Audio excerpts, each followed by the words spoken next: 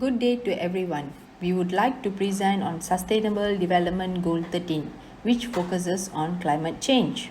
Climate change is now affecting every country on every continent. It is disrupting national economics and affecting lives, costing people, communities, and countries dearly today and even more tomorrow.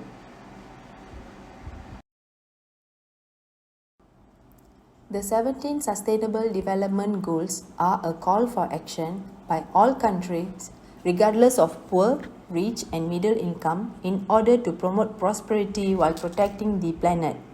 These goals were set up in 2015 by the United Nations General Assembly intended to be achieved by the year 2030. The 17 SDG recognize that ending poverty must go hand in hand with strategies that build economic growth and address a range of social needs, including education, health, social protection, and job opportunities, while tackling climate change and environmental protection. In our presentation today, we will be focusing on SDG 13, which is about climate change. The United Nations has defined 5 targets and 8 indicators for SDG 13. Targets specify the goals and indicators represent the metrics by which the world aims to track whether these targets are achieved. The specified 5 targets within SDG 13 consist of: first, strengthen resilience and adaptive capacity to climate-related disasters. Second, integrate climate change measures into policies and planning. Third, build knowledge and capacity to meet climate change. Fourth, implement the UN Framework Convention on Climate Change. And fifth, to promote mechanism to raise capacity for planning and management. Global climate change as an environmental issue has drawn attention to the climatic impact of human activities. Most of this attention has focused on carbon dioxide emission via fossil fuel combustion and deforestation. Human activities also yield releases of other greenhouse gases such as methane from the rice cultivation, livestock, landfills and other sources, and also chlorofluorocarbons (CFC) from the industrial sources. There is little doubt among climatologists that these greenhouse gases affect the radiation budget of Earth. The nature and magnitude of the climatic response are a subject of intense research activity. Paleoclimatic records from tree rings, corals, and ice cores indicate a clear warming trend spanning the entire 20th century and the first decade of the 21st century. In fact, the 20th century was the warmest of the past 10 centuries, and the decade 2011 to 2020 was the warmest decade since the beginning of the modern instrumental record keeping. Many climatologists have pointed to this warming pattern as clear evidence of human-induced climate change resulting from the production of greenhouse gases. A second type of human impact, the conversion of vegetation by deforestation, afforestation and agriculture, is receiving mounting attention as a further source of climate change. It is becoming increasingly clear that human impacts on vegetation cover can have local, regional, and even global effects on climate due to changes in the sensible and latent heat flux due to atmosphere and the distribution of energy within the climate system. The extent to which these factors contribute to recent and ongoing climate change is an important emerging area of study. All humans experience climate variability and change within their lifetimes. The most familiar and predictable phenomena are the seasonal cycles, to which people adjust their clothing, outdoor activities, thermostats, and agriculture practices. However, no two summers or winters are exactly alike in the same place.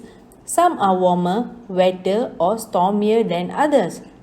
This interannual variation in climate is partly responsible for year-to-year variation in fuel prices, crop yields, road maintenance budget, and wildfire hazards. Single year precipitation-driven flood can cause severe economic damage, such as those of under Mississippi River drainage basin during the summer of 1993, and loss of life, such as those that devastated much of Bangladesh in the year of 1998. Similar damage and loss of life can also occur as the result of wildfires, severe storms, hurricanes, heat waves, and other climate-related events. Climate variation and change may also occur over longer periods, such as decades. Some locations experience multiple years of drought, floods, and other harsh conditions. Such decadal variation of climate possesses challenges to human activities and planning. For example, multi-year droughts can disturb water supplies, induce crop failures, and cause economic and social dislocation, as in the case of Dust Bowl droughts in the mid-continent of North America during the 1930s. Multi-year droughts may even cause widespread starvation, as in the Sahel drought that occurred in northern Africa during 1970s and 80s. From year 1880 to 2012, average global temperature increased by 0.85 degrees Celsius. To put this into perspective, for each 1 degree of temperature increase, grain yields declined by about 5%. Maize, wheat, and other major crops have experienced significant yield reduction at the global level of 40 megatons per year between 1981 and 2002 due to a warmer climate. Temperature may be rising globally, but not all the countries feel the impact in the same way. According to the new study, over the past half-century, climate change has increased inequality between countries, dragging down growth in the poorest nation, while likely boosting prosperity in some of the richest. African countries in the tropical latitudes have been the hardest hit, with the GDP per capita of Mauritania and Niger more than 40% lower than they would have been without the rising temperatures. In India, because of global warming, had a GDP per capita 31% lower in 2010. Moreover, there are thousands of people in India were killed by deadly heat waves, and similar to this natural disaster could soon become normal. From 1901 to 2010, the global average sea level rose by 19 cm as ocean expanded due to warming and ice melted. The Arctic sea ice extent has shrunk in every successive decade since 1979, with 1.07 million km per square over ice loss every decade. Oceans have been warmed, the amounts of snow and ice have diminished, and sea level has risen. Climate change threatens waterfront development and seaside cities around the world, but for some, the stakes are higher than simply having to move a few miles inland, or even to relinquish larger cities like Miami, Amsterdam, and Shanghai. For the citizens of around 6 to 10 islands nation, climate change could rob them of their entire country. Given current concentration and ongoing emission of greenhouse gases, it is likely that by end of this century, the increase in global temperature will exceed 1.5% compared to 1850 to 1900 for all but one scenario. The world's ocean will warm and ice melt will continue. Average sea level rise is predicted as 24 to 30 cm by year 2065 and 40 to 63 cm by year 2100. Most aspects of climate change will persist for many countries even if emissions are stopped. For global emission of carbon dioxide has increased by almost 50% since 1990.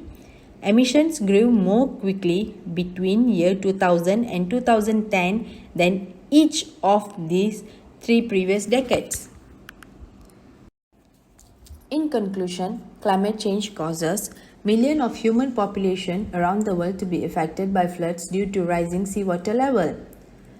Next, ocean acidification is the ongoing decrease in the pH of Earth's ocean caused by the uptake of carbon dioxide, also known as CO2, from the atmosphere. The main cause of ocean acidification is the burning of fossil fuel. Next, ongoing climate change may affect the ability of peatlands to take up and store carbon and greenhouse gases. Warmer soil increase the rate of organic material decay, and this may result in the release of carbon stored in the peatland soil.